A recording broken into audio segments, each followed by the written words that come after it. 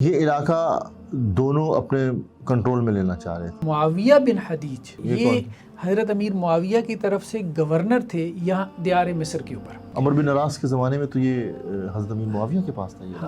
حضرت علی نے جو ہے وہ محمد بن ابی بکر کو گورنر بنایا۔ کیا حضرت عثمان کا قصاص لے لیا گیا تھا؟ دوسرا جو ایک بڑا نام تھا وہ محمد بن ابی بکر کا نام تھا۔ وہ یہی سمجھ رہے تھے کہ محمد بن ابی بکر جو ہے وہ اس میں ملوث ہے۔ پک اینڈ چوز کر کے آپ کے سامنے جو ہے وہ تاریخ کا ایک ورژن بنا کے پیش کر دیا جاتا ہے، آپ اسی کو کل حقیقت سمجھ رہے ہوتے ہیں۔ دونوں ایک دوسرے کو مارنا ہی چاہتے تھے، مارنا ہی چاہتے تھے۔ ایک فریق غالب آ گیا۔ انہوں نے اس کی جو لاش تھی وہ گدھے کی کھال میں ڈال کے اس کو جلوا دیا۔ وہ قتل عثمان میں ملوث تھے۔ میں تو 80 لوگوں کو قتل کر چکا ہوں قصاص عثمان میں، اور تمہیں چھوڑ دوں گا۔ بسم اللہ الرحمن الرحیم۔ ڈاکٹر صاحب یہ فرمائیے کہ کیا حضرت عثمان کا قصاص لے لیا گیا تھا؟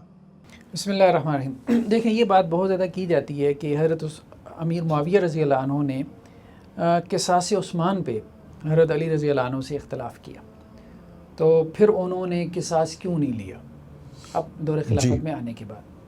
ایسا نہیں ہے کہ انہوں نے قصاص نہیں لیا۔ پھر وہی بات ہے کہ ایک پروپوگنڈا مشینری ہوتی ہے، ایک چیز کو اتنا بولا جاتا ہے، لوگ مصادر سے پڑھتے تو نہیں ہیں، پک اینڈ چوز کر کے آپ کے سامنے جو ہے وہ تاریخ کا ایک ورژن بنا کے پیش کر دیا جاتا ہے، آپ اسی کو کل حقیقت سمجھ رہے ہوتے ہیں۔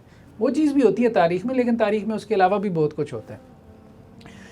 جیسے دیکھیں اب یہ ہمارے سامنے یہ سیر اعلام النبلاء ہے، ٹھیک ہے، اسی میں یہ بات ہے مالک بن حارث اشتر نخی کے بارے میں۔ امام ذہبی کیا کہتے ہیں کہ جب حضرت علی رضی اللہ عنہ صفین کی جنگ سے فارغ ہوئے ہیں تو انہوں نے اس کو مالک اشتر کو جو ہے وہ والی بنایا ہے، گورنر بنایا ہے مصر کا۔ تو یہ ابھی رستے میں جا رہا تھا، فمات فی الطریق مسموما، کسی نے اس کو زہر دے کے ہلاک کر دیا۔ اور یہ قول بھی ہے ایک کہ اسے جس نے زہر دی تھی وہ حضرت عثمان رضی اللہ عنہ کا غلام تھا، ٹھیک ہے، اس نے اس کو جو ہے وہ شہد کے اندر زہر دے کے پلا کے اس کو مار دیا تھا۔ ایک تو سب سے بڑا سرغنہ تو یہ تھا، ٹھیک ہے، اور اس کے بارے میں بھی یہ بات آ گئی کہ اس کو زہر دے کے مارا گیا، قصاص عثمان میں مارا گیا، اور حضرت عثمان رضی اللہ عنہ کے غلام نے کیا۔ اچھا، اس کے علاوہ بھی ہمیں روایات ملتی ہیں، ٹھیک ہے، تاریخی روایات، مطلب اب یہ حدیثیں تو آنے سے رہی نا، اب یہ تو ظاہری بات اللہ کے وسلم کے بعد کے زمانے کا دور ہے، مختلف اقوال ملیں گے آپ کو۔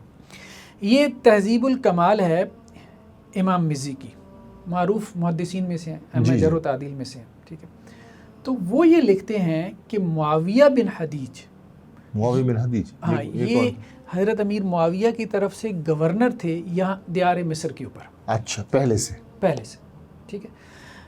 حضرت علی نے جو ہے وہ محمد بن ابی بکر کو گورنر بنایا، ٹھیک ہے، دیار مصر کے اوپر۔ پہلے تو اشتر نخی کو بنایا نا، اس کا تو معاملہ جو ہے وہ ہو گیا، پھر بعد میں محمد بن ابی بکر کو بنایا۔ تو ادھر سے حضرت امیر معاویہ رضی اللہ عنہ نے گورنر بنایا دیار مصر کے اوپر۔ یہ علاقہ دونوں اپنے کنٹرول میں لینا چاہ رہے تھے۔ اس سے پہلے کسی کو، عمر بن عاص کے زمانے میں تو یہ حضرت امیر معاویہ کے پاس تھا۔ ہاں، دیکھیں اصل میں بہت سے علاقے ایسے تھے، جیسے شام حضرت امیر معاویہ کے پاس تھا، کوفہ حضرت علی رضی اللہ عنہ کے پاس تھا، ٹھیک ہے، اور بعض علاقے حجاز کا علاقہ بھی، بعض آتے جاتے رہتے تھے۔ حجاز کس کے پاس تھا؟ حجاز بھی حضرت علی رضی اللہ عنہ کے پاس تھا، ٹھیک ہے، یمن وغیرہ، ہاں، کچھ علاقے آتے جاتے رہتے تھے، تو یہ مصر ان میں سے تھا، دیار مصر ان میں سے تھا۔ تو یہ معاویہ بن حدیج کو، یعنی ادھر سے حضرت علی گورنر بنا کے بھیج دیتے، ادھر سے حضرت امیر معاویہ گورنر بنا کے بھیج دیتے، تو وہ آپس میں لڑائی کر کے جو غالب آ جاتا، ٹھیک ہے، یہی معاملہ ہوا تھا۔ معاویہ بن حدیج ادھر سے گئے گورنر بن کے، ادھر سے حضرت علی کی طرف سے گورنر بن کے آئے ہیں محمد بن ابی بکر، دونوں میں لڑائی ہوئی ہے، معاویہ بن حدیج غالب آ گئے، ٹھیک ہے، اچھا، یعنی دوسرا جو ایک بڑا نام تھا وہ محمد بن ابی بکر کا نام تھا، جن کو معاویہ بن حدیج نے کیا کیا، قتل کر دیا۔ لیکن یہ بھی میدان جنگ کا قتل تھا، اچھا، میدان جنگ کا قتل تھا۔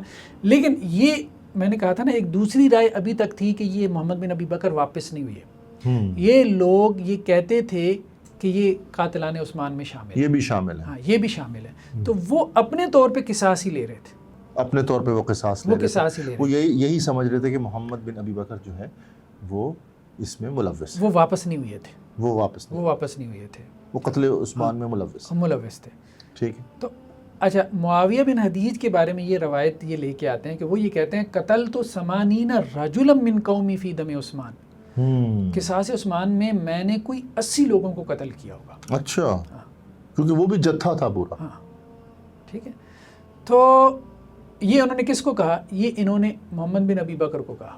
اچھا ان کو قتل کرنے سے پہلے، ان قتل کرنے سے پہلے اس نے کہا نا کہ مجھے رعایت دے دے. ٹھیک ہے. جب وہ غالب آ گئے نا تو محمد بن ابی بکر نے کہا کہ مجھے رعایت دے دے. تو انہوں نے جواب میں کہا کہ میں تو 80 لوگوں کو قتل کر چکا ہوں قصاص عثمان میں اور تمہیں چھوڑ دوں گا. مجھے کیا رعایت دے دیں؟ اچھا اچھا اچھا ٹھیک ہے، مجھے چھوڑ دے نا. انہوں نے کہا تو انہوں نے کہا میں تو 80 لوگوں کو دم عثمان میں قتل کر چکا ہوں اور میں تمہیں چھوڑ دوں گا. ٹھیک ہے. تو انہوں نے قتل کر دیا معاویہ بن حدیج نے محمد بن ابی بکر کو. اچھا روایات میں یہ بھی آتا ہے، اب یہاں پہ یہ موجود ہے کہ پھر انہوں نے اس کی جو لاش تھی وہ گدھے کی کھال میں ڈال کے اس کو سی دیا، جلوا دیا. اگر تو ایسا کیا ہے تو یہ زیادتی ہے، یہ فعل صحیح نہیں ہے، یہ ظلم شریعت ہے. کے مطابق سیدھی بات ہے، ظلم ہے، یہ اس کا انکار کرنا چاہیے. ٹھیک ہے. تو باقی یہ ہے کہ جہاں تک معاملہ لڑائی کا، تو دیکھیں بات یہ ہے کہ لڑائی میں تو پھر دونوں ایک دوسرے کو ماریں گے نہیں تو کیا کریں گے؟ دونوں ایک دوسرے کو مارنا ہی چاہتے تھے. ایک فریق غالب آ گیا. اگر محمد بن ابی بکر غالب آ جاتے تو وہ ان کو مار دیتے. ایسے ہی ہے، بالکل ایسے ہی ہے. تو یہ معاملہ ہے کہ یہ کہنا درست نہیں ہے کہ انہوں نے قصاص نہیں لیا، انہوں نے اپنے طور پہ قصاص لیا. ٹھیک ہے ناظرین، اب ہم اگلے سوال کے ساتھ حاضر ہوتے ہیں. جزاک اللہ، السلام علیکم.